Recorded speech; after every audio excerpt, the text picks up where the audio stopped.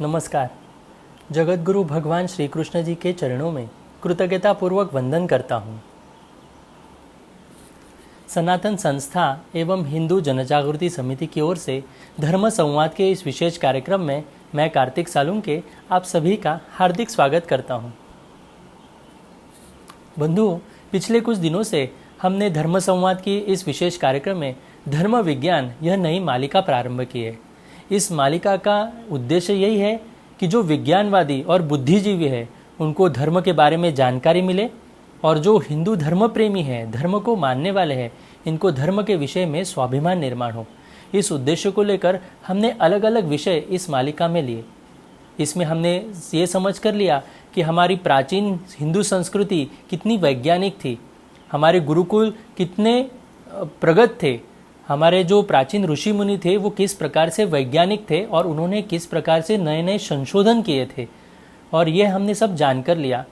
आज भी हम ऐसे ही कुछ नई बात हम समझ कर लेने वाले हैं। हमारे साथ आज के इस धर्म विज्ञान के मालिका में उपस्थित है हिंदू जनजागृति समिति के राष्ट्रीय मार्गदर्शक सद्गुरु डॉक्टर चारुदत्त पिंगले जी। नमस्कार सद्गुरु डॉक्टर पिंगले जी। नमस्कार कार्तिक जी। तो आइए हम आज की मालिका को प्रारंभ करते हैं। मैं सर्वप्रथम सद्गुरु डॉक्टर पिंगले जी आपसे पूछना चाहूँगा कि प्राचीन भारत बहुत प्रगत था, ये हमने आपसे जानकारी ली थी। तो आज पाकिस्तान में जो गया हुआ मोहनजोदाड़ो है, तो वो हमारे लिए एक आदर्श है और एक उदाहरण है हमारी प्राचीन संस्कृति का। तो इसके बारे में आप हमें विस्तार से बताएं। मूलतः कार्तिक जी, ये आधुनिक विज्ञान के इस युग में जो अन्य हमारे जो चमचमाते हुए जो बड़े बड़े शहर हैं, मेट्रोपॉलिटन सिटीज हम जिसको कहते हैं, तो उनको भी आश्चर्यचकित करेगा इस प्रकार के शहर भारत में सहस्त्रों वर्ष पूर्व थे। यह सुनकर शायद ये नई पीढ़ी को अत्यंत आश्चर्य लग सकता है। तो ऐसे जो भारतीय संस्कृति से जुड़े पुराने शहर है, उसका नाम है मोहनजोदड़ो। अब मोहनजोदड़ो जो है, उसका सिंधी भाषा का ये शब्द है और इसका मूल जो अर्थ है मुर्दों का टीला। इसे मोहन जो दड़ो भी कहा जाता है, यानी मोहनजोदड़ो के 3 विभाग में उसको उच्चारण किया जाता है, मोहन जो दड़ो। तो चार्ल्स मैसन, इसने सर्वप्रथम इस हड़प्पा के विशाल टीलों की ओर ध्यान आकृष्ट किया था। बाद में दयाराम साहनी, जिन्होंने 1921 में हड़प्पा के संदर्भ में जो आधिकारिक खोजबीन किया था, तथा इसमें एक अन्य जो पुरातत्वविद माधव स्वरूप वत्स, इनका भी उन्होंने सहयोग लिया था। 1947 में भारत के विभाजन के बाद ये जो हमारा प्राचीन संस्कृति का जो प्रतीक था मोहनजोदड़ो, वो पाकिस्तान के क्षेत्र में गया। यानी सिंधु घाटी का सभ्यता ही जो पूरी हमारी, उसमें जो हमें उत्खनन में मिला हुआ ये जो शहर था, ये पाकिस्तान के क्षेत्र में है और वो विशालकाय टीलों से पटा हुआ था। अब यह जो नगर है, वो सिंधु घाटी की जो संस्कृति है, उसमें जो कुछ प्रमुख नगर थे, तो वो हड़प्पा के अंतर्गत यह नगर आता है। सिंधु नदी के किनारे के 2 स्थानों हड़प्पा तथा मोहनजोदड़ो, इन क्षेत्र में जो की गई जो खुदाई थी, उसमें सबसे प्राचीन तथा पूरी तरह जो विकसित ऐसे नगर है और अत्यंत प्रगत अवस्था की जो सभ्यता है, उनके अवशेष हमें मिले थे। अब सहस्त्रों वर्ष पूर्व इन शहरों का जो निर्माण है, वो अत्यंत नियोजन पूर्णता से किया गया था। यानी आज के जो वर्तमान के मुंबई जैसे शहर है, उनको भी लज्जा आएगी ऐसी विशाल सड़कें मोहनजोदड़ो के उस शहरों में थी। पूर्व पश्चिम और दक्षिण उत्तर दिशा में फैली 9 मीटर चौड़ी सड़कें एवं उन्हें जोड़ने वाले 5 मीटर के चौड़े मार्ग, जिसको हम उपमार्ग कह सकते हैं, यह मोहनजोदड़ो की विशेषता थी। यानी आपस में जोड़ने की प्रक्रिया, यानी और यातायात की सुविधा उस समय इतने प्रगत अवस्था में थी, इससे हमें पता चलता है। अब पीने के पानी के लिए नदियों के पानी का उपयोग होता था, मगर इसके अतिरिक्त हर घर में एक कुआं हुआ करता था। और धनिकों की जो कोठियां थी, वो कोठियों के साथ अन्य श्रमिक वर्गों के लिए विशेष बस्ती भी निर्माण की जाती है, ऐसे उन अवशेषों से हमें पता चलता है। तो ऐसे अनेक विशेषताएं, जब यूरोप के लोग अपना घर बसाने की क्षमता नहीं कर सकते थे, वो घुमड़कर अवस्था में थे, कबीले जैसे स्थिति में रह के झोपड़ों में रहकर घोड़ों पर जिनका प्रवास होता था, उस समय इतनी प्रगत और प्रगल्भ ऐसी संस्कृति सिंधु घाटी में कार्यरत थी। अब सबसे महत्व का जो आता है, वो वहां की जो ड्रेनेज लाइन है। वो ड्रेनेज लाइन जो है, आज भी भारत के या अन्य क्षेत्रों के बहुत से शहरों में अभी वर्तमान 20 वर्ष पूर्व तक के सब खुला ही ड्रेनेज व्यवस्था सब तरफ थी। मगर उस समय ईंटों से व्यवस्थित पद्धति से ढकी हुई नालियां और उसके माध्यम से जो उनकी ड्रेनेज लाइन की सिस्टम थी, वो उनके स्वास्थ्य और नगर रचना में उनकी एक प्रगत विचार की सोच और उसकी अभियांत्रिकी, इन सबके कौशल्य की वो विशेषता दर्शाता है। अब शहरों में जो व्यापार है या उद्योग है, तो उनके लिए विभिन्न विभिन्न विभागों का उसमें निर्माण स्पष्टता से दिखाई देता है। और ऐसे योजनाबद्ध और सर्व सुविधाओं से युक्त यह शहर 1927 में उत्खनन के उपरांत विश्व के सामने आया। नगर रचना, वास्तु रचना, आधारभूत सुविधा तथा कृषि उद्योग आदि सभी क्षेत्रों से सुनियोजित तरह से यह शहर निर्माण हुआ था, और यह एक आदर्श व्यवस्था वहां पर निर्माण हुई थी। विश्व के किसी भी देश के लिए यह व्यवस्था उनके सामने रखी जाए, इतनी प्रगत है, क्योंकि उस समय का जो वैज्ञानिक कला कौशल था, वो आज के अति प्रगत देशों को भी आश्चर्यचकित करने वाला है। यह हमें समझ लेने की आवश्यकता है। और मोहनजोदड़ो और यह जो हड़प्पा सभ्यता है, तो हड़प्पा सभ्यता का यह सबसे प्रसिद्ध और पुरा स्थल है। ऐसे माना जाता है कि तात्कालिक समय में यह शहर 200 हेक्टेयर क्षेत्र में फैला हुआ था। और सबसे महत्व की बात है कि इस शहर में एक विशाल स्नानागार था, और ये सार्वजनिक स्थल में था। और विशाल ये जो स्नानागार था, यानी स्नान की सामूहिक व्यवस्था, उसके निकट विशाल कक्ष अभी 20 स्तंभों पर वर्तमान में भी आश्रित है। यह जो स्नानागार था, वह 8 फीट गहरा, 23 फीट चौड़ा तथा 30 फीट लंबा ऐसा एक कुंड के जैसा भी है। और ये जो कुंड बनाया है, उसकी अत्यंत जो एक विशेष बात मैं यहाँ पे बताना चाहता हूँ कि ये स्नानागार के कुंड को वाटर प्रूफ ईंटें भी लगाई हुई थी। यानी वाटर प्रूफिंग की संकल्पना, उसकी टेक्नोलॉजी और उसका प्रत्यक्ष उपयोग मोहनजोदड़ो के शहरों में किया गया है, ऐसे स्पष्ट साक्ष्य हमें वहां मिलती है।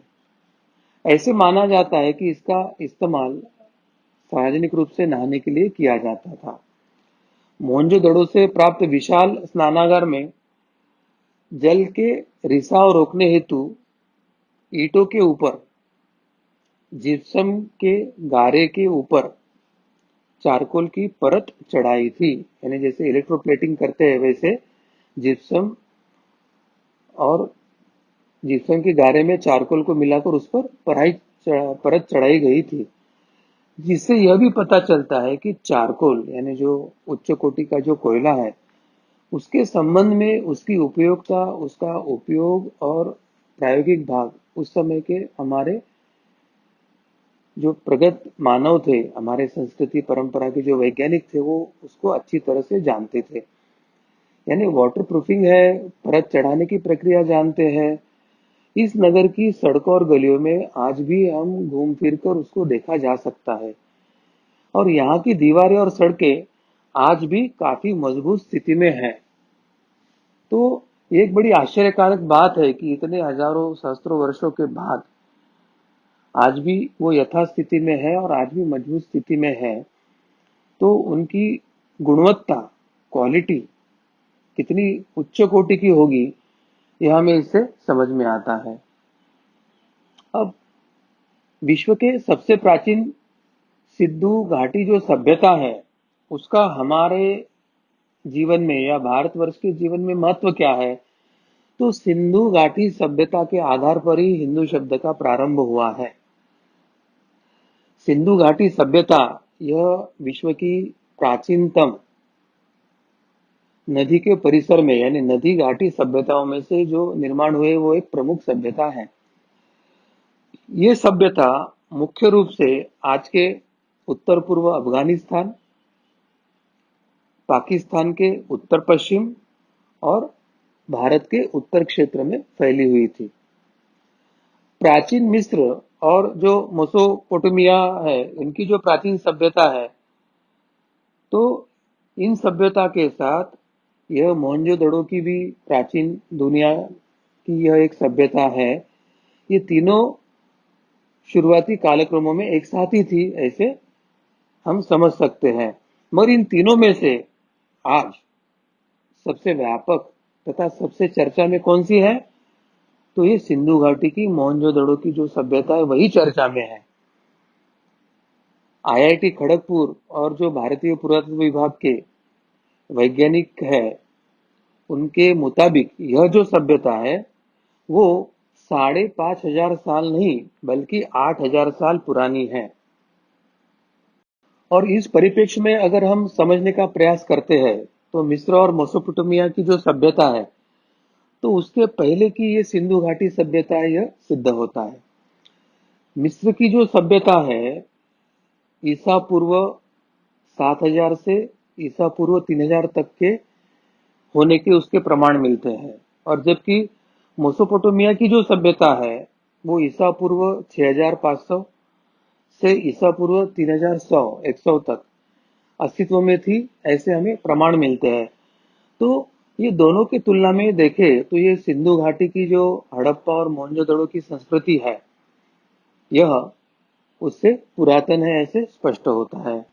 तो ये जो शोधकर्ता थे, आईआईटी खड़गपुर तथा भारतीय पुरातत्व विभाग के जो शोधकर्ता थे, इनके अलावा हड़प्पा सभ्यता से 10,000 वर्ष पूर्व की सभ्यता के प्रमाण भी उन्होंने खोज के निकाले हैं।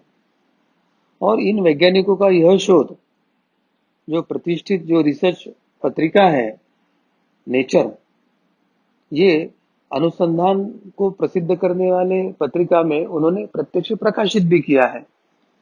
25 मई 2016 इस तारीख को यह लेख नेचर इस पत्रिका में प्रकाशित हुआ है। दुनिया भर की सभ्यताओं के उद्गम को लेकर आज विश्व में एक नई बहस छिड़ गई है। इसका मतलब यही है कि सभ्यता तब विद्यमान थी जब भगवान श्री राम का काल था और भगवान श्री कृष्ण का काल था। यह सभ्यता हड़प्पा सभ्यता और सिंधु सरस्वती सभ्यता के भी नाम से जानी जाती है। और प्रथम बार कांस्य इस धातु का प्रयोग व्यवहारिक जीवन में इस सभ्यता में ही शुरू होने के कारण धातु के जो युगों की बात कही जाती है, तो कांस्य युग या कांस्य सभ्यता भी इसे कहा जाता है।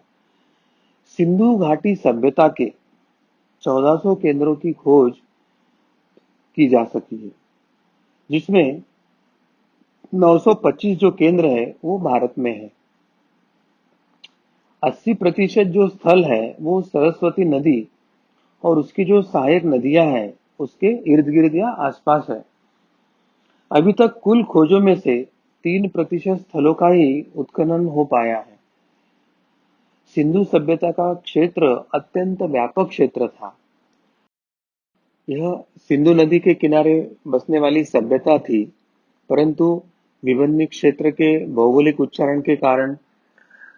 उच्चारण की भिन्नता के कारण सिंधु को कभी सिंधस या फिर और जाके ग्रीक संस्कृति के आसपास उसको इंडस कहने लगा है, और इंडस के बाद फिर ब्रिटिश भारत को इंडिया कहने लगे। तो इन, इस सिंधु नदी के घाटी के क्षेत्र में रहने वाले लोगों को आगे सिंधु के नाम से फिर हिंदू कहने का संबोधन प्राप्त हुआ। तो सिंधु इस शब्द से हिंदू उच्चारण का जन्म हुआ है। अब हिंदू धर्म का मोहनजोदड़ो से क्या संबंध है? ये हमारी सनातन हिंदू परंपरा की अच्छी पुरातन और प्रगत संस्कृति कैसे थे, इसके बारे में भी हमें समझ के लेने की आवश्यकता है। तो हड़प्पा तथा जो ये मोहनजोदड़ो में असंख्य देवियों की मूर्तियां प्राप्त हुई है। ये मूर्तियां मातृदेवी या प्रकृति देवी की है, और प्राचीन काल में मातृ या प्रकृति यो दोनों को देवता स्वरूप में भारतीय पूजा अर्चन करते थे, और आधुनिक काल में भी यह अभी भी चल रहा है। और यहाँ पर जो खुदाई हुई थी उससे यह पता चलता है कि हिंदू धर्म की जो प्राचीन काल में कैसी स्थिति थी, कैसे प्रगत अवस्था में था, या उस समय के कौन से संस्कार अभी निरंतर चल रहे हैं, इन सब का हमें पता चल सकता है। हड़प्पा से कई ऐसी भी चीजें हमें मिली है कि जिसे हम हिंदू धर्म से जोड़ सकते हैं। पुरोहित की एक मूर्ति मिली, बैल या नंदी जो महादेव जी के सामने होता है, मातृदेवी, बैलगाड़ी तथा शिवलिंग इत्यादि हिंदू धर्म को संकेत करने वाली कुछ चीजें वहां पर मिली है। 1940 में जो खुदाई किया है, और उस दौरान पुरातत्व विभाग को एक शिवलिंग मिला जो लगभग 5000 वर्ष पुराना है। शिवजी को ही पशुपतिनाथ भी कहा जाता है। लोथल, कालीबंगा आदि जगहों पर हवन कुंड में हवन कुंड भी हमें मिले हैं, और ये हवन कुंड हमारे वहां पर उस समय के वैदिक परंपरा जागरूक और कार्यान्वित होने के प्रमाण वहां दर्शाते हैं। और मुख्य जो बात हमें मिली है कि हमारे स्वस्तिक के चित्र और चिन्ह भी वहां पर मिले हैं। अब इस हड़प्पा संस्कृति में पृथ्वी की पूजा के संदर्भ में भी हमें कुछ वहां पे संकेत मिले हैं। एक जो मूर्ति है, वो मूर्ति यानी उस स्त्री देवता के मूर्ति के गर्भ से निकलता हुआ एक पौधा दिखाई देता है, और विद्वानों का यह मत है कि यह पृथ्वी देवी की प्रतिमा है।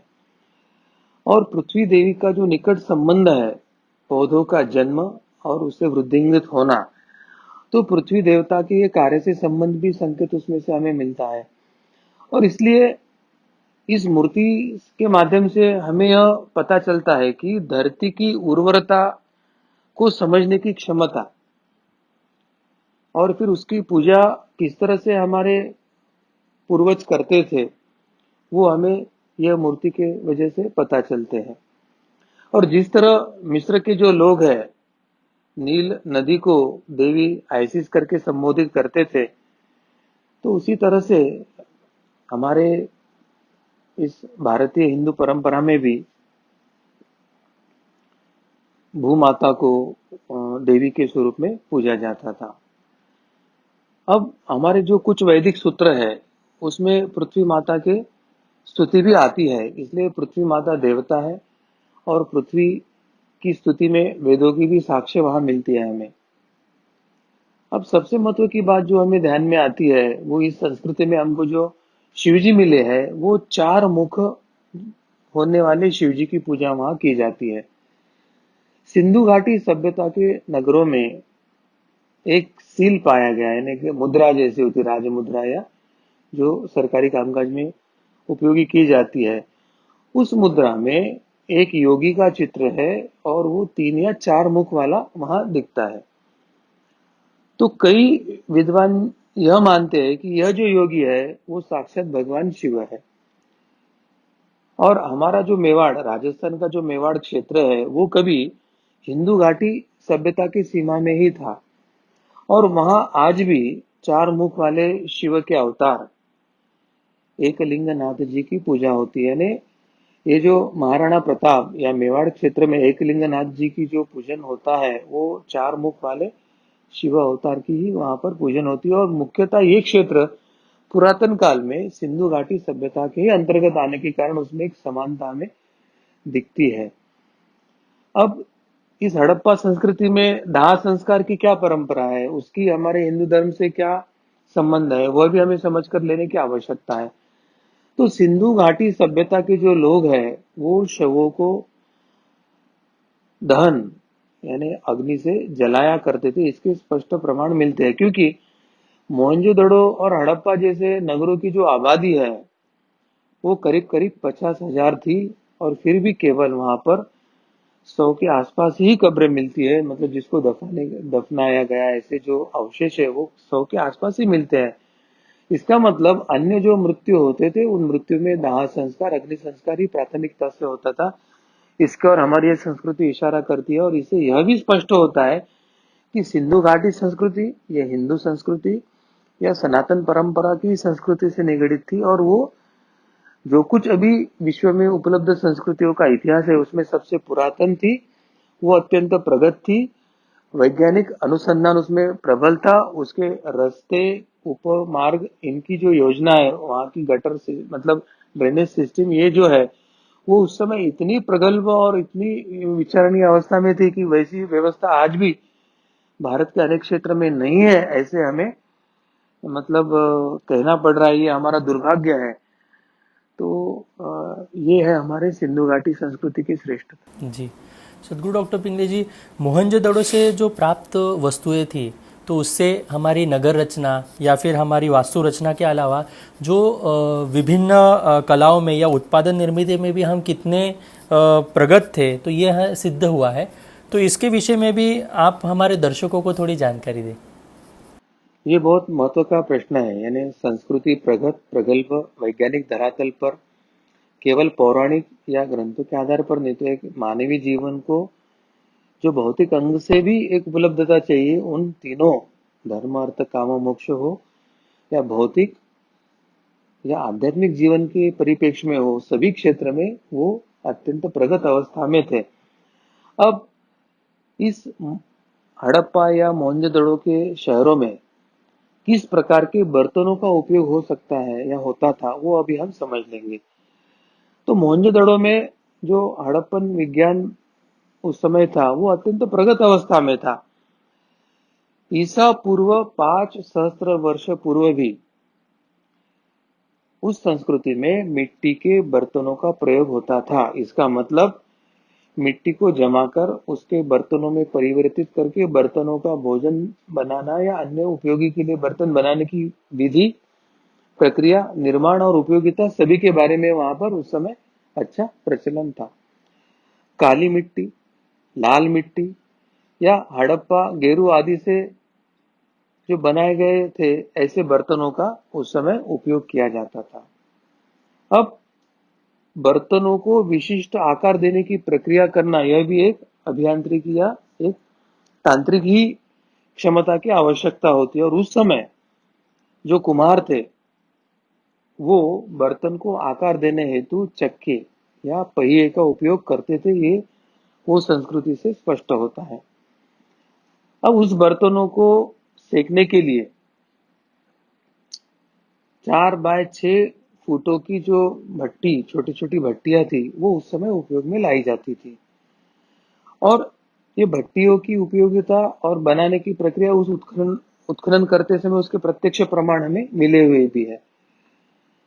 अब जो अलंकार के संबंधित उस समय की प्रगत अवस्था क्या थी, तो मिट्टी के बर्तनों के साथ सिरेमिक से बनाई वस्तुएं भी, उदाहरण अगर हमको देखना है तो कंगन है, तथा शंख और सिंपों से जो बने हुए हमारे आभूषण है, वो सहस्त्र वर्षों पूर्व उस समय उपयोग में लाने की प्रक्रिया वहां के जो नागरिक थे वो कर रहे थे। अब ये हड़प्पन या मोहनजोदड़ो की जो संस्कृति है उसमें धातुओं का क्या प्रयोग होता था, तो इन संस्कृति में धातुओं का अति प्रगत स्तर पर उपयोग होता था, ये स्पष्ट होता है। सोना हो, चांदी हो, तांबा हो, जस्ता हो, लोहा हो आदि सभी के संदर्भ में उस समय शोध कार्य जो है वो भारत में विपुल प्रमाण में हुआ था। अब धातु को जमीन से निकालना, फिर धातुओं की शुद्धिकरण की प्रक्रिया करना, ये विश्व में सर्वप्रथम भारत को पता था और भारत में सहस्त्रों वर्षों पूर्व से यह ज्ञात है। यह हमें समझकर लेने की आवश्यकता है। और इसलिए पहले चाहे मिट्टी हो, लकड़ी हो या धातु, इन सभी के शोध लगने पर इनका उपयोग चलनी सिक्के यानी हमारे जो करेंसी होते हैं उसके लिए भी उसी समय से वहां पर होना शुरू हुआ था। अब तांबे के संदर्भ में क्या उपयोग हो रहा था उस समय भारत में, तो हमारा जो राजस्थान है, उत्तर प्रदेश है, इन राज्यों में 5-6 हजार वर्ष पूर्व भी तांबे का जो प्रयोग है वो बड़ी मात्रा में किया जा रहा था। 1 सहस्त्र 83 अंश सेंटीग्रेड तक के जो तापमान है, तो कच्चे धातु को मिलाने के बाद इतने तापमान पर तपाकर उससे शुद्ध तांबा प्राप्त करना और प्राप्त करने के बाद कला और कारीगरी करके उसके बर्तन या आभूषण बनाना, इसकी जो कला है उस समय हमारे संस्कृति में लोगों को अच्छी तरह से अवगत थी। और इस प्रकार 1 सहस्त्र 63 अंश सेंटीग्रेड तक के उष्णता देकर सोने पर भी शुद्धिकरण की प्रक्रिया उस समय की जाती थी और सोना को शुद्ध स्वरूप में पाने की प्रक्रिया उस समय कार्यान्वित थी। उस समय के सोने की शुद्धता एकदम अच्छी थी, ये हमें जानने की आवश्यकता है। और इसके लिए ईंटों से बना लोहे का भट्टा उस समय विशेष करके उपयोग में लाया जाता था। अब जस्ता के संदर्भ में उस समय क्या प्रक्रिया चल रही थी, उसकी क्या उपयोगिता थी, वो भी हम संक्षिप्त में जान लेंगे। तो जस्ता इस धातु का उपयोग उस समय विपुल प्रमाण में हो रहा था। अभी जो हिंदुस्तान जस्ता लिमिटेड जो है, जंग लिमिटेड, या ब्रिटिश म्यूजियम और बड़ौदा के विश्वविद्यालय, ये तीनों ने उस समय राजस्थान के जावर में संयुक्त रूप से उत्खनन की प्रक्रिया शुरू किया था। और इस उत्खनन की प्रक्रिया में उन्हें जस्ते का एक भट्टा वहां पर मिला था। इस भट्टे में प्रतिदिन 20 से 25 किलो जस्ते पर प्रक्रिया की जाती थी। इससे इस जो गुट में अनुमान लगाया है कि 5वीं और 6ठी शताब्दी के पास भारत में 60 सहस्त्र टन जस्ते का उपयोग औसतन वर्ष में किया जाता था। और धातु से जो मूर्ति बनाना है, तो ये कला उस समय हमारे पारंपरिक वैज्ञानिक जो ऋषि मुनि है या ये जो कला कुशल जानते थे, उनको उस समय वो अवगत थी। और धातु से मूर्ति बनाने के लिए उस समय सामान्यतः मोम का साँचे का उपयोग हमारे पूर्वज करते थे। सर्वप्रथम मोम की मूर्ति बनाकर उस पर रेती और मिट्टी का मिश्रण डालकर एक साँचा बनाया जाता था। इस साँचे में धातु डालकर मूर्तियां बनाई जाती थी। फिर उसको सेकना तथा उसके पॉलिशिंग या उसको साफ करके उसको चमकाने की जो प्रक्रिया है वो उस समय अच्छी तरह से होती थी। और यह जो प्रकार है, इस प्रकार में केवल 1 से 2% कार्बन से युक्त उच्च श्रेणी का जो हमारा लोहा बनता था, जिसे हम वर्तमान में स्टील कहते हैं, वो हमारे भारत में बनता था और उसके माध्यम से ये सब कला उस समय बनाई जाती थी। चीन हो, भारत हो या कुछ पूर्वीय देश हो, उस समय वे भारतीय लोहे के लिए यानी स्टील के लिए विशेष करके वुड स्टील, ये जो हमारा एक प्रकार होता है, उसके लिए ये विश्व में हमारे इस लोहे के लिए बड़ी मात्रा में मांग होती थी।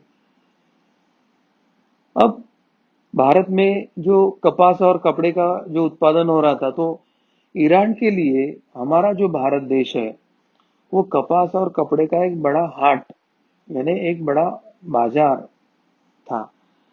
इसी कपास के कारण ईरान सहित अन्य अनेक देशों के व्यापारी उस समय भारत में आने लगे। भारत से सामग्री का आयात निर्यात शुरू हुआ और मुख्यतः आयात निर्यात के लिए जो यातायात की जो व्यवस्था भारत में चाहिए, तो वो यातायात जो थी वो पर्याप्त मात्रा में हमारे यहाँ उपलब्ध थी। अब यातायात की दृष्टि से तो चक्के या पहिए का शोध किसने किया, यह प्रश्न आता है।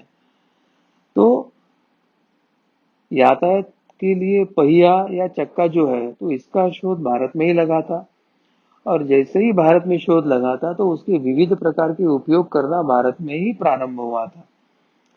लकड़े से चौखट बनाकर उसे चक्का लगाकर उसे बैलगाड़ी या घोड़ा गाड़ी में परिवर्तित करके एक माल वाहतुक हो या सवारी के यातायात के लिए हो, हमारे यहाँ बैलगाड़ी या घोड़ा गाड़ी बनाई गई थी। इसी प्रकार से कुएं से पानी निकालने के लिए जो वो चक्र बनता है जिसे हम राहट कहते हैं, तो लकड़े या विविध धातुओं से राहट बनाकर कुएं से पानी निकालने के लिए जो प्रक्रिया है वो भी मनुष्य ने अपने लिए आसान कर लिया था।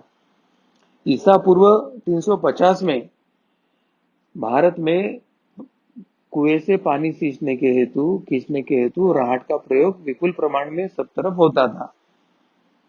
इतना ही नहीं, तो उस काल में आटे की चक्की भी वहां पर बनाई गई थी। अब वो कैसी बनाई, अभी के जैसे टेक्नोलॉजी या फैक्ट्री बनकर बनाई या उनके आटे की चक्की कैसी थी, वो हम समझ लेंगे। तो कश्मीर हो, हिमाचल प्रदेश में हो, तो वहां पे जल के प्रवाह से और जल के प्रपात से उसकी जो बहने की क्षमता से जो ऊर्जा निर्माण होती है, तो तेजी से बहने वाले पानी का उपयोग कर धान पीसने की चक्की बनाई गई थी। और बाद में तो गेहूं, ज्वार या ऐसे धान्य के भी आटा बनाने की चक्की बनी थी। इसकी जानकारी देते समय केनेड ने कहा था कि पत्थर को खोदकर उसका दांत वाला चक्का बनाया जाता था। उसमें वृक्ष का एक बड़ा तना अटका कर ऊपर चक्की खड़ी की जाती थी, अर्थात इसके लिए निकट की दो बड़े चट्टानों का आधार लिया जाता था। पानी के वेग से पत्थर का चक्का घूम जाने पर चक्की के पत्थर घुमा करते थे। तो यह विश्व की पहले आटे की चक्की थी जो पानी के प्रवाह की गति से ऊपर का पत्थर घुमाकर चक्की का पत्थर घुमाया जाता था और दो पत्थरों के बीच में चाहे धान हो या कोई धान्य हो उसको डालकर उसका आटा बनाने की प्रक्रिया होती थी। तो 5000 वर्ष पूर्व भी यह प्रक्रिया वहां पर चल रही थी। अब विश्व में अगर हम व्यापार कर रहे हैं, आयात निर्यात कर रहे हैं, तो नापने की या गिनने की प्रक्रिया या वजन नाप की भी कुछ व्यवस्था उस समय थी क्या, ऐसे प्रश्न हमारे मन में आता है। तो सिंधु संस्कृति में नाप तौल यानी वजन करना, मापना, इसका भी उपयोग विपुल प्रमाण में उस समय हो रहा था। उस समय 1.7, 3.4, 13.6 और 136 ग्राम के वजन उस समय भी उनके पास नापने के प्रमाण में थे। अब जो एक सुगंधित द्रव्य का, सेंटेड या परफ्यूम का जो विश्व में व्यापार चल रहा है, तो उसके संदर्भ में हमारी पारंपरिक स्थिति क्या थी। तो सौंदर्य और सौंदर्य प्रसाधन के साथ सुगंध से भी जो एक कॉस्मेटिक बनता है, तो मानवीय जीवन में सुगंध का भी एक महत्वपूर्ण स्थान या योगदान होता है। और इस महत्व की पहचान भारतीयों को सहस्त्रों वर्ष पूर्व ही थी। और वर्तमान में जो बाजार में विदेश की बनावट के जो महंगे महंगे परफ्यूम मिल रहे हैं, किंतु इस सुगंधी द्रव्य की जो मूल धरोहर है, इसकी निर्माता है, इसका प्रचलन है, इसका उपयोगिता है, वो सहस्त्रों वर्ष पूर्व भारत में ही आरंभ हुआ था और भारत ने ही संजोया था। यह हमें समझने की आवश्यकता है।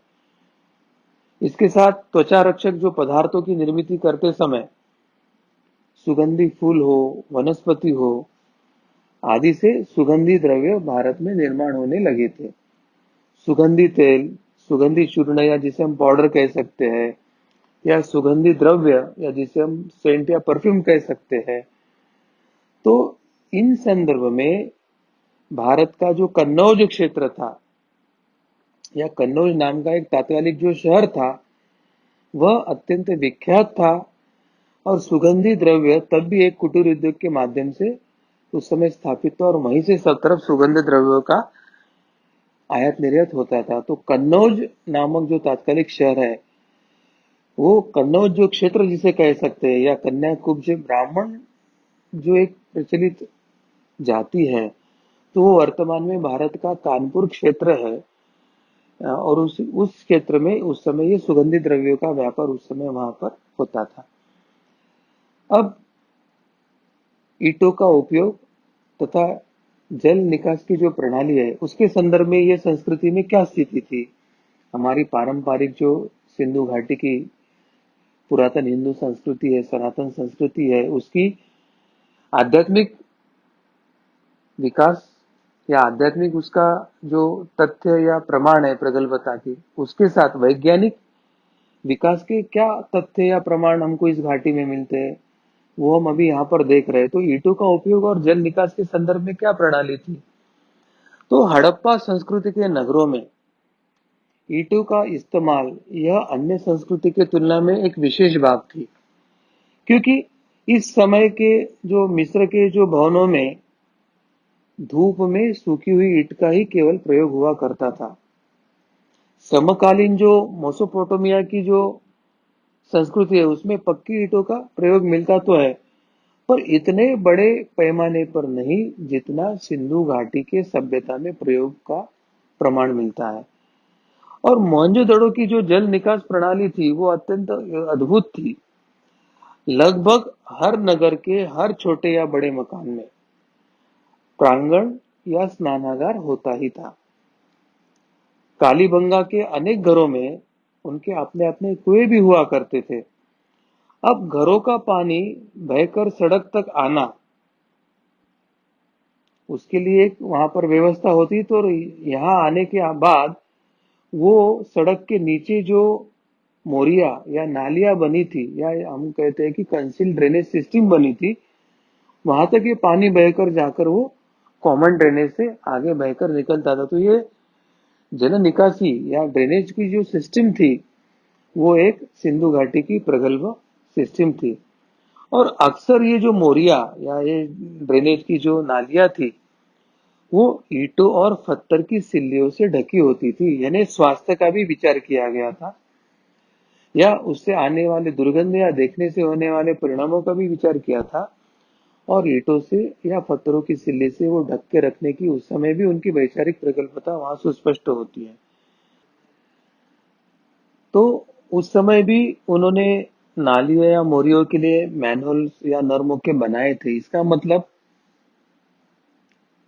ड्रेनेज ब्लॉक हो सकता है, उसको बीच बीच में कहीं ब्लॉकेज निकालने की दृष्टि से व्यवस्था होनी चाहिए। यानी साफ सफाई, ब्लॉकेज हटाना, उसके संदर्भ में भी जो उनका चिंतन और नरमुखे बनाने की प्रक्रिया है, तो उसमें और वर्तमान इसमें क्या फर्क है। आज तो वर्तमान में ऐसी स्थिति है कि बड़े बड़े शहरों में बारिश आने पर ड्रेनेज सिस्टम पूरा फ्लॉप होके पूरा शहर पानी में ये हो जाता है, और फिर अन्य यातायात को भी वो ये करता है। तो इसका मतलब आज जितना हम विचार नहीं कर पाए, उससे अधिक विचार उस समय के हमारे पारंपरिक संस्कृति में किया था। हमारे पारंपरिक ऋषि मुनि और हमारे जो उस समय के शोधकर्ता या वैज्ञानिक थे, उन्होंने किया था। मगर आज का आधुनिक विज्ञान एक जगह फेल हो रहा है, मगर हमारी उस संस्कृति की वो विशेषता अभी हमको दिखाई देती है। अब अगला जो चिंतन का विषय है कि सिंधु घाटी की जो ये सभ्यता है, मोहनजोदड़ो के रूप में हो या हड़प्पा, ये नष्ट कैसी हुई। एकाएक ये नष्ट कैसी होगी। अच्छा, एकाएक ये जमीन के नीचे चले कैसी गई और उत्खनन में ये कैसे प्राप्त हुई। तो हड़प्पा की सभ्यता मुख्यतः 1900 वर्ष ईसा पूर्व तक सुचारू रूप से चल रही थी, कार्य कर रही थी। ऐसे आभास होता है कि यह सभ्यता अपने अंतिम चरण में ही वो रासोन्मुख यानी विनाश की ओर गई थी। अब इस विनाश के कारणों पर विद्वान अभी सहमत नहीं है। इस सभ्यता का पतन का कोई एक कारण अभी स्पष्टता से बता नहीं पा रहा है, बल्कि अलग अलग अभ्यासक है वो विभिन्न कारण देकर इस सभ्यता के नष्ट होने की संभावना व्यक्त करते हैं। परंतु विभिन्न कारणों से एक मेलजोल होकर एक दिशा मिलती है कि ये नष्ट होने की कुछ प्रक्रिया इस तरह हुई होगी, जो मात्र अलग अलग समय में होने की संभावना है या एक साथ भी होने की संभावना है। दोनों तरह से एक ही साथ भी नष्ट होने की प्रक्रिया हुई या अलग अलग भी हुई, इस तरह का भी उसमें संभावना निर्माण होती है। मोहनजोदड़ो में नगर और जल निकास की जो व्यवस्था से ये नष्ट होने के पीछे महामारी होने की संभावना है वो अत्यंत अल्प लगती है। कुछ जगह हमको भीषण अग्निकांड के प्रमाण भी प्राप्त हुए, उसके कारण भी नष्ट होने का एक प्रमाण हो सकता है, एक संकेत हो सकता है, ऐसे भी हम कह सकते हैं। परंतु मोहनजोदड़ो में एक कमरे में एक साथ 14 नरकंकाल ऐसे मिले हैं, वो ऐसे संकेत करते हैं कि एक तो यह आगजनी या महामारी से मृत्यु होने के संकेत है। अब विभिन्न कारणों से यहाँ की सभ्यता का अंत हुआ ऐसे कहा जा रहा है, परंतु कालक्रम में हमें यह भी जानकर लेने की आवश्यकता है कि उस क्षेत्र में कुछ परंपराएं तथा मनुष्य जीवन नष्ट हुआ है, परंतु वहां के मूल सनातन संस्कृति का आचरण तथा देवताओं की पूजा आज भी भारत के अन्य कई क्षेत्रों में उसी तरह से चालू है जिस तरह से वो हड़प्पा या मोहनजोदड़ो की संस्कृति में चालू थी। सिंधु घाटी के सभ्यता के अवसान के पीछे विभिन्न तर्क दिए जाते हैं और महाभारत में युद्ध के अंत में जो ब्रह्मास्त्र का उपयोग हुआ उसके बाद ये संस्कृति कैसे नष्ट हुई है, यह जानने के पहले मैं आपको रामायण काल में लेकर जाना चाहूंगा कि ये जो क्षेत्र है हड़प्पा और मोहनजोदड़ो क्षेत्र, इस क्षेत्र में पिछला इतिहास क्या है, कब से वहाँ संस्कृति का विकास हो रहा है, कब से वहाँ हमारे ऋषि मुनियों का जो वैज्ञानिक अनुसंधान है वो कब से हो रहा है, या क्या इसका रामायण के काल में भी कोई इतिहास है इस क्षेत्र का, तो पहले वह जान लेंगे ताकि फिर बाद में महाभारत के अनुसार ये अवसान कैसे हुआ है वो हम देख पाएंगे। तो सर्वप्रथम वाल्मीकि रामायण के अनुसार गंधर्व यानी जो गांधार क्षेत्र है तथा सिंधु नामक देश का जो वर्णन रामायण में आता है, तो इसका उल्लेख जो है वाल्मीकि रामायण के उत्तरकांड में हुआ है। गंधर्वों ने यहाँ रहने का कारण यही था कि इस प्रदेश को, इस देश को गांधार देश कहला जाता था। अब यह देश सिंधु नदी के दोनों बाजू के किनारों पर स्थित था।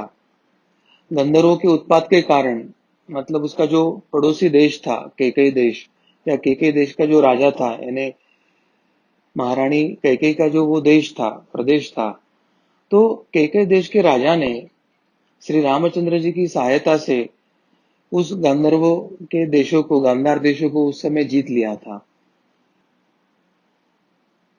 अब ये हमें पता चलता है स्पष्टता से कि पाकिस्तान के उत्तर पश्चिम में जो बसे हुए लड़ाकू कबीले हैं, तो वो रामायण काल में जो गंधर्वों के जो है उन्हीं के वो वंशज है। दशरथ के पुत्र और श्री राम के जो अनुज है राजा भरत, जो राम जी के पहले उन्होंने पादुकाएं रखकर राजकाज देखा था, तो अपने दोनों पुत्र तक्ष तथा पुष्कल सहित गंधर्व देश पर आक्रमण करके उन्होंने इस देश पर विजय प्राप्त किया, अपना सत्ता उन्होंने स्थापित किया था। और उस समय ये जो भीषण युद्ध है वो 7 दिन और 7 रात इतने कालावधि तक चला था। इस युद्ध में गांधार देश का बड़ा विनाश हुआ था और राजा भरत ने विजय के बाद पूर्वी तथा पश्चिम भाग में एक तरफ तक्षशिला तो दूसरी तरफ पुष्कलावत या पुष्कलावती इस प्रकार के नगरियों को बसाकर वहां का राजा उन्होंने अपने दो पुत्र, एक तक्ष और दूसरा जो पुष्कल था उसको बनाया था। दोनों नगरियों के नाम भरत के पुत्र में ही रखे गए थे। बहुत से लोग हैं जो इन तक्षशिला हो या पुष्कलावत जो क्षेत्र है उसका जो है संदर्भ वो राजा अशोका या बौद्ध कालीन कार्यों से जोड़ते हैं। परंतु ये जो नगरी है, ये नगरी राजा भरत के पुत्र तक्ष और पुष्कल के नाम पर बसाई गई है और उसका इतिहास रामायण काल से है। यह हमें समझ के लेने की आवश्यकता है।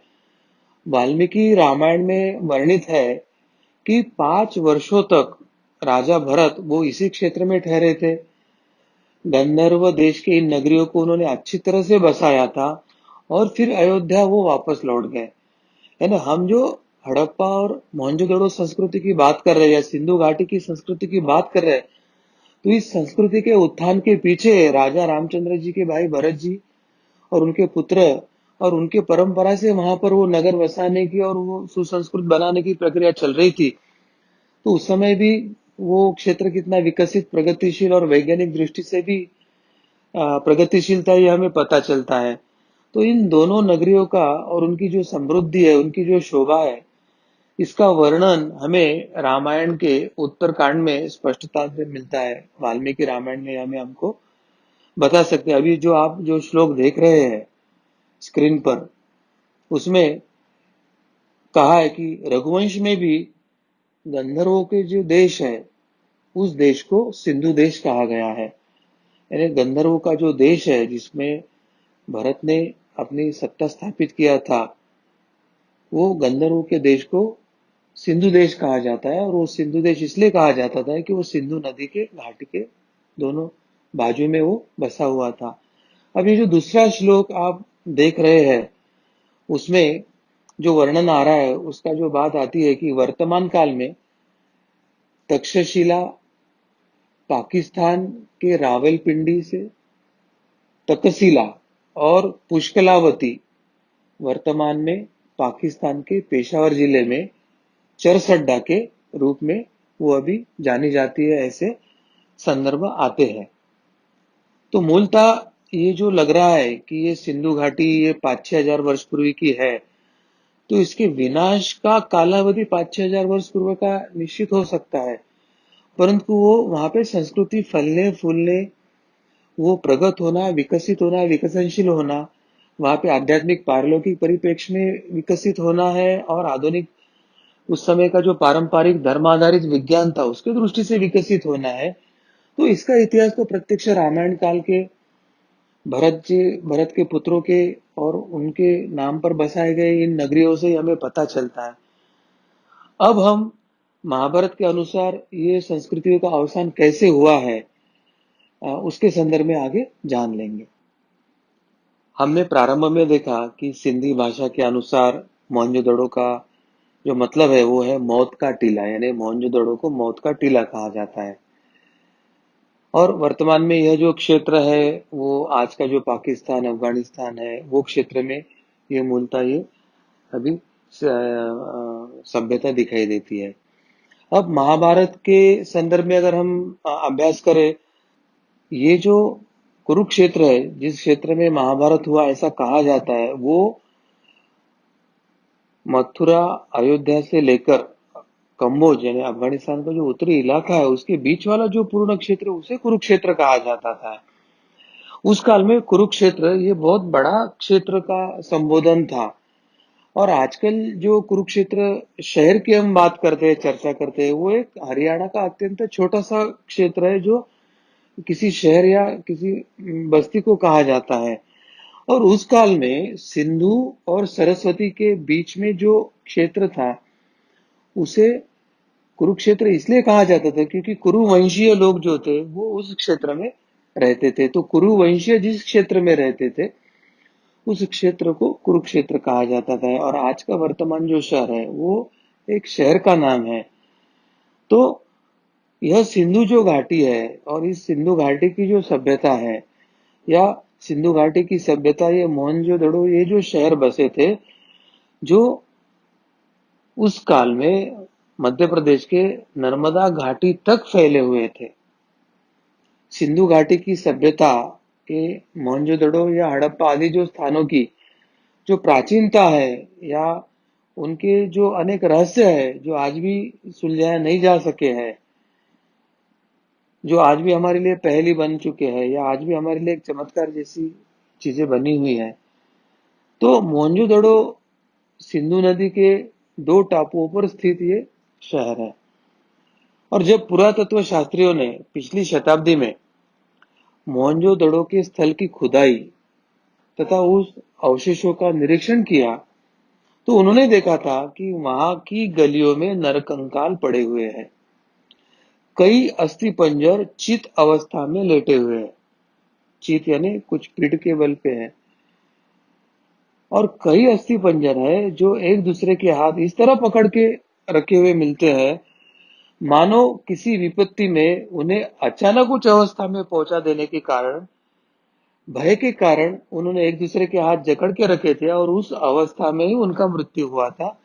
और इसलिए उन कंकालों की स्थिति भी ऐसे है कि वो एक दूसरे के हाथों को इस तरह से जकड़ के पकड़ के है कि अचानक विपत्ति में जाकर वो भय या शॉक लगने के कारण उनकी मृत्यु हुई है।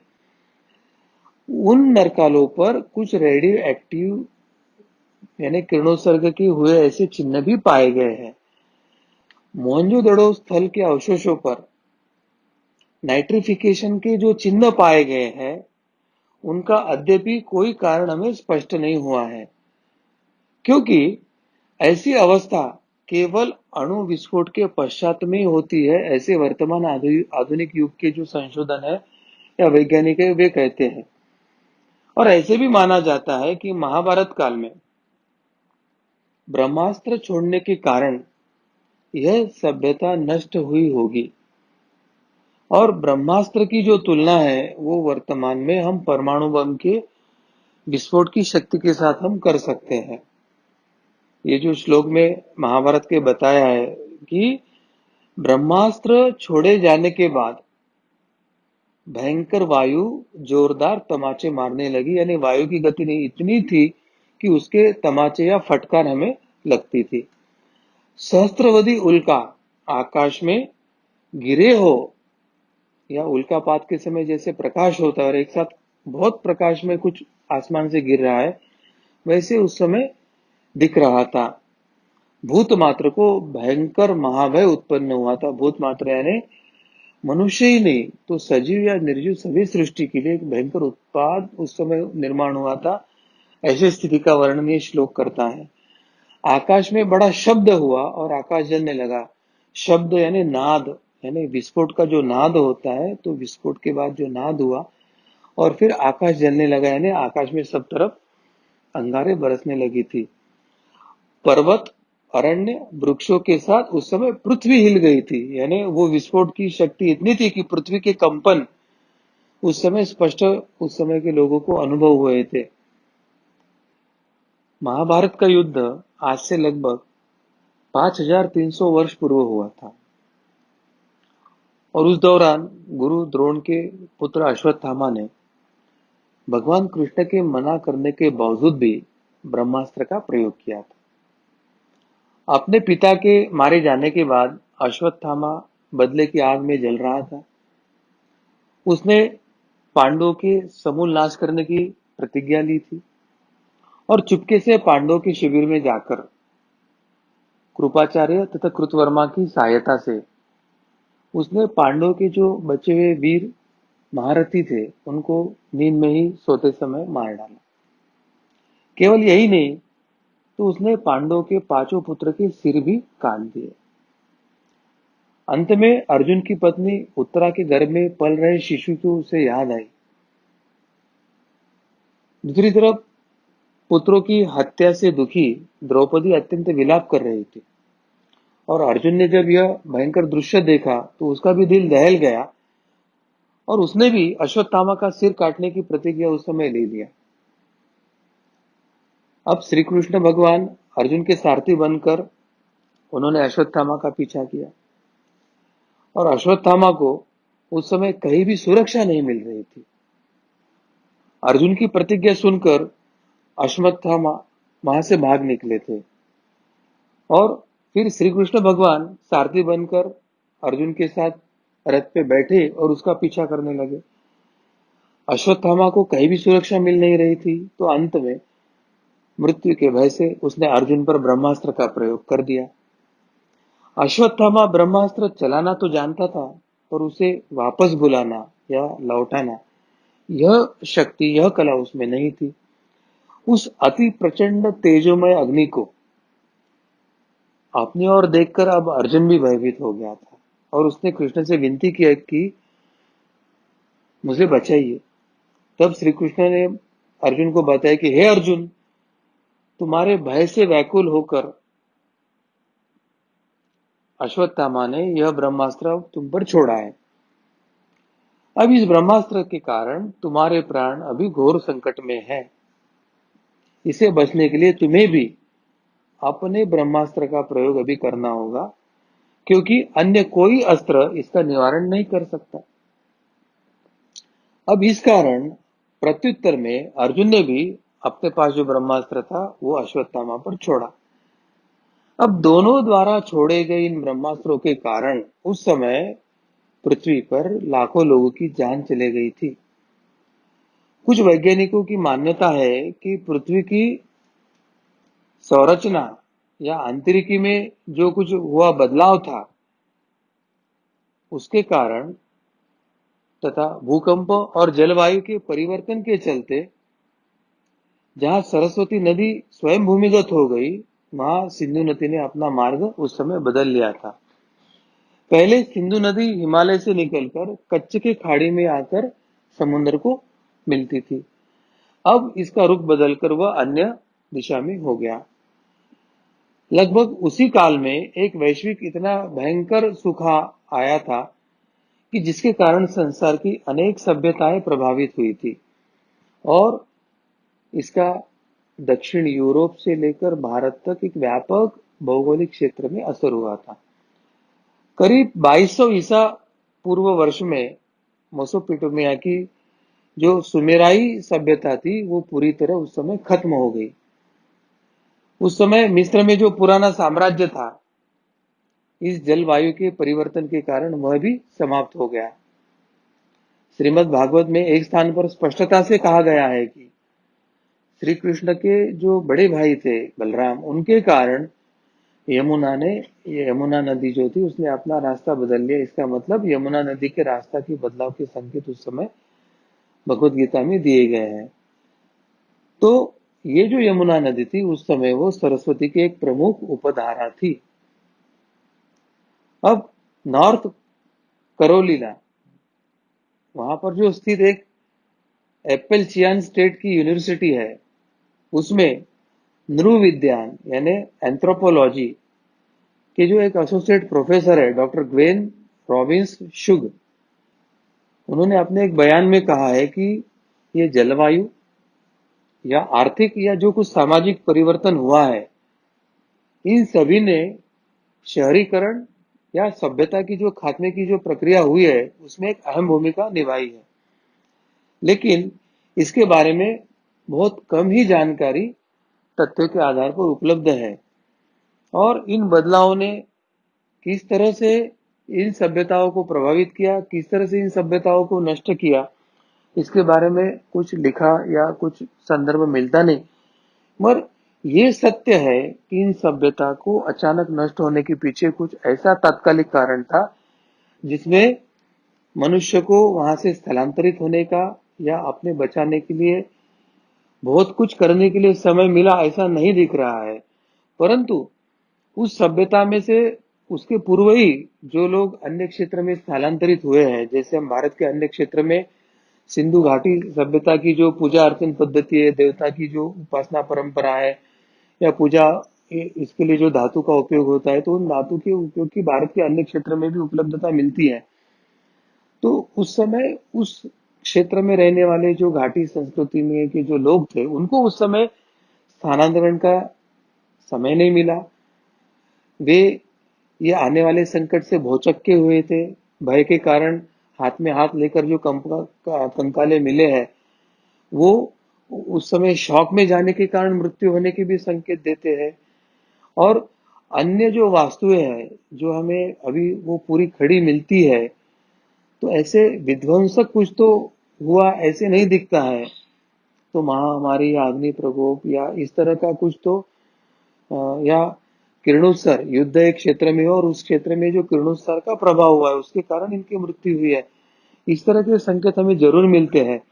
तो आने वाले समय में इसके संदर्भ में और हमें अनुसंधान करना पड़ेगा, शोध कार्य करना पड़ेगा और उसके निश्चित कारणों का पता हमें लगाने की आवश्यकता है। मगर कारण कुछ भी हो, हमारी जो पुरातन भारतीय संस्कृति है, हमारी हिंदू धर्म की परंपरा है, हमारे ऋषि मुनि और उनकी जो वैज्ञानिकता है, उनकी जो नगर निर्माण की प्रक्रिया है, नगर निर्माण में भवन निर्माण की जो प्रक्रिया है, ड्रेनेज सिस्टम, स्नानागार गृह निर्माण करने की प्रक्रिया, उस समय की जो कृषि परंपरा वहां पर थी, उस समय धातु की जो उपयोग वहां पर हो रहे थे, धातु को रॉ स्थिति में मिलाना, उस पर प्रक्रिया करके उसको शुद्ध स्वरूप में मिलाना, फिर धातु को एक तरफ औषधीय उपयोग के लिए और दूसरी तरफ बर्तन या औजार या कुछ अस्त्र शस्त्र से लेके तो भवन निर्माण में उसकी उपयोगिता, स्तंभ निर्माण में उपयोगिता। तो ये सब एक ही बात को सिद्ध करता है कि हमारी जो हिंदू धर्म की परंपरा है, सनातन संस्कृति की परंपरा है, वो अत्यंत प्रगत और विकसित अवस्था में थी। जिस समय लोगों को वस्त्र बनाना नहीं आता था, जिस समय पक्के घर बनकर यूरोप अपने निवास का निवारा बना नहीं सकते थे, जो भूमक्कड़ स्थिति में थे, जिस समय भोजन पकाने की प्रक्रिया न होने के कारण कच्चा मांस या अग्नि में मांस भासकर वो मांस ग्रहण करते थे, उस समय भारत ये अत्यंत सुसंस्कृत उच्च कोटि की अवस्था में होने के कारण आज भी भारतीय संस्कृति और परंपरा विश्व को दीपस्तंभ के जैसे दिशा दर्शन दे रही है। तो ये सच्चा इतिहास पहले हम समझे, सच्चे इतिहास को आकलन करके हमारा स्वाभिमान जागृत करें और इस परंपरा को लेकर अब हम विश्व में जाके उनको प्रश्न पूछे कि आपने हमारा ये संशोधन चुराया हुआ है। This is intellectual theft of Europe. आज को जो आधुनिक विज्ञान है, आधुनिक गणित है, आधुनिक खगोल शास्त्र है या काल गणना है, ये भारतीय ज्ञान परंपरा के आधार पर ही आगे विकसित हो रही है। सुस्पष्टता से उनको तथ्यों के साथ बताने की आवश्यकता है। और जब हम अपना स्वाभिमान जागृत करेंगे, हमारे संस्कृति परंपरा का गौरव जागृत करेंगे और हम स्वधर्म, स्व संस्कृति, स्व परंपरा, स्व वैज्ञानिक परंपरा, हमारे ऋषि मुनियों के दिखाए मार्ग पर चलने का हम प्रयास करेंगे, तो पुनश्च भारत विश्व गुरु बनने की प्रक्रिया शुरू हुई है, यह समझ लेने की आवश्यकता है। और मैं यही प्रार्थना करता हूँ ईश्वर से कि हे भगवान, अब हमारे इस ऋषि मुनि की परंपराओं को आप पुनर्जागृत कीजिए, हमारे हिंदू नागरिक, भारतीय नागरिकों के बीच में स्वाभिमान जागृत करें, स्वधर्म स्व परंपरा का स्वाभिमान के साथ उसको विश्व पादाक्रांत करके विश्व में ये सनातन परंपरा को स्थापित करने की प्रक्रिया को बल और आशीर्वाद दे। इसी के साथ मैं इस विषय को यही विराम देना चाहूंगा। कार्तिक जी बहुत बहुत धन्यवाद सदगुरु डॉक्टर पिंगले जी। आपने जो सत्य और तथ्य हमारे सामने रखे हैं, इस माध्यम से हमें ये पता चला कि हमारी प्राचीन सभ्यता मोहनजोदाड़ो किस प्रकार से थी और कितने आधुनिकता से वहां पर प्रयोग हो रहे थे और इसके प्रमाण आज भी हमें मिल रहे हैं। ये हमें आपके मार्गदर्शन से हमें ध्यान लाया। हम आपका बहुत बहुत धन्यवाद और आभार व्यक्त करते हैं। इसी के साथ आज के इस धर्म विज्ञान की मालिका को अभी हम यहीं पर समाप्त करते हैं। आपके मन में यदि कोई प्रश्न या शंका समाधान हो तो आप अवश्य अपने चैट बॉक्स पर लिख कर दे सकते हैं। और साथ ही ये जो धर्म विज्ञान का मालिका यहाँ पर ली गई, इसको अनेक लोगों तक पहुँचाने के लिए भी आप कृपया इस लिंक को शेयर कर सकते हैं और इस यूट्यूब चैनल को अवश्य सब्सक्राइब करें। भगवान श्री कृष्ण जी की असीम कृपा से धर्म विज्ञान का आज का यह कार्यक्रम यहीं पर संपन्न हुआ, ऐसे मैं घोषित करता हूँ। नमस्कार।